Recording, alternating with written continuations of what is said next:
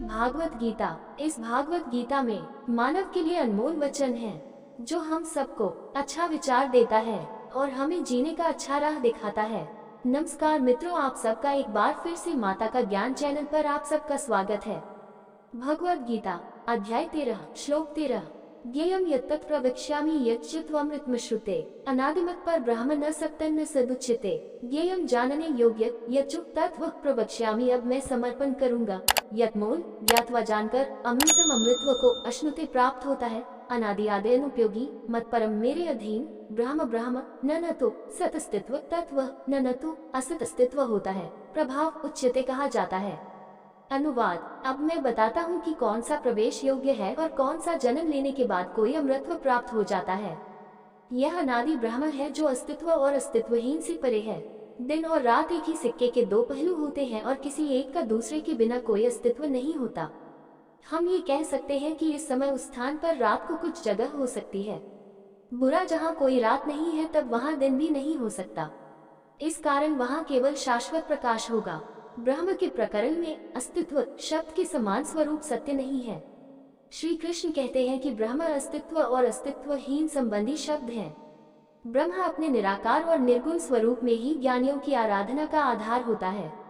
उनका साकार रूप भगवान स्वरूप भक्तों की साक्षात का आधार होता है।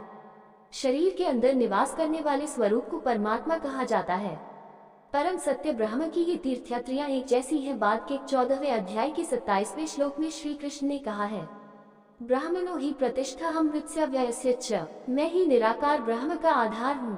इस प्रकार से निराकार ब्रह्म और भगवान के साकार रूप दोनों एक ही परमात्मा के दो स्वरूप हैं। दोनों सर्वत्र व्याप्ति है और इसलिए इन दोनों को सर्वव्यापक कहा जा सकता है। इसका वर्णन करते हुए श्री कृष्ण भगवान के प्रकट होने वाले विरोधाभासी गुणों का वर्णन करते हैं। भगवद गीता अध्याय 13 श्लोक 14। सर्वतः पाणिपादं तत्सर्वतोक्षिशिरोमुखम सर्वतः श्रुतिमल्लोके सर्वमावृत्य तिष्ठति। सर्वतः सर्वत्र, पानी हाथ पादम पर, तत्व सर्वतः सर्वत्र, अक्षरी आंखें, शिरसर, मुखम मुंह, सर्वतः सर्वत्र, श्रुति मत कानों से युक्त, लोके संसार में सर्वम हर वस्तु आवृत्य व्याप्त तिष्ठति अवस्थित है। अनुवाद। भगवान के हाथ पांव उत्सव सिर और मुख सर्वत्र हैं। उनके कान भी सभी ओर हैं क्योंकि वे ब्रह्मांड की प्रत्येक वस्तु में व्याप्त हैं। राक्षस लोग तर्क देते हैं कि भगवान के हाथ पैर कान और कान नहीं होते, लेकिन श्री कृष्ण कहते हैं कि भगवान में ये सब कुछ है और वह भी मात्रा में है। हम भगवान की प्रभुता को अपने सीमित ज्ञान के आधार पर सीमित नहीं कर सकते।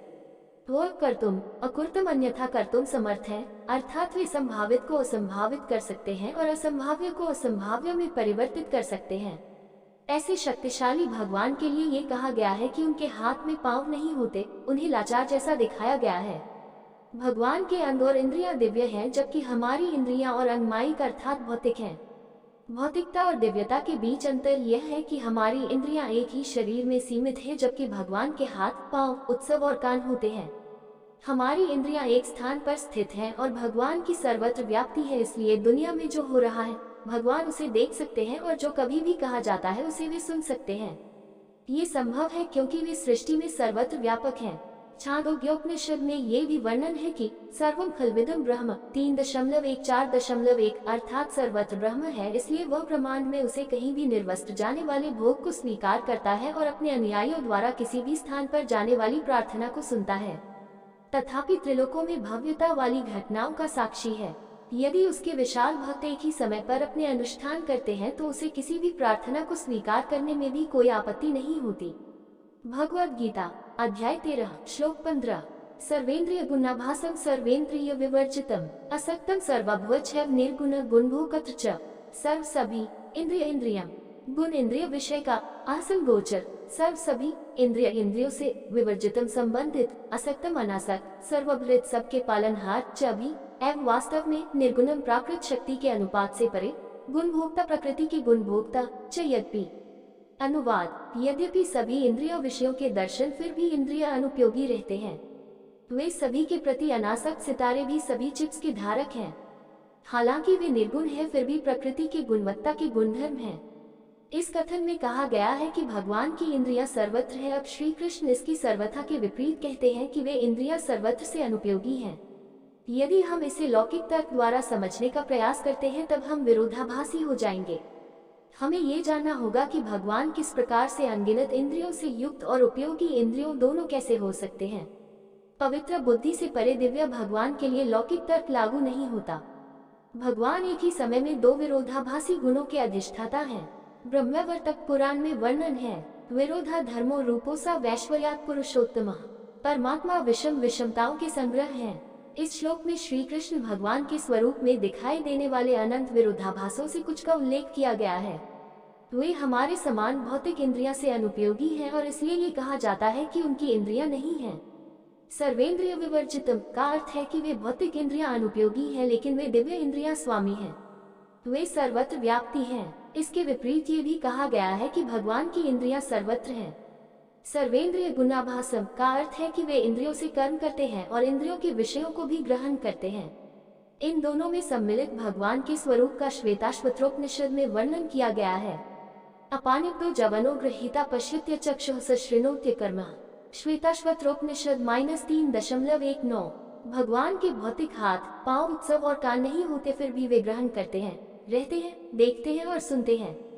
आगे श्री कृष्ण कहते हैं कि वे सृष्टि के रक्षक हैं और फिर भी वे विरक्त रहते हैं। विष्णु भगवान के रूप में भगवान श्री सृष्टि का पालन पोषण करते हैं।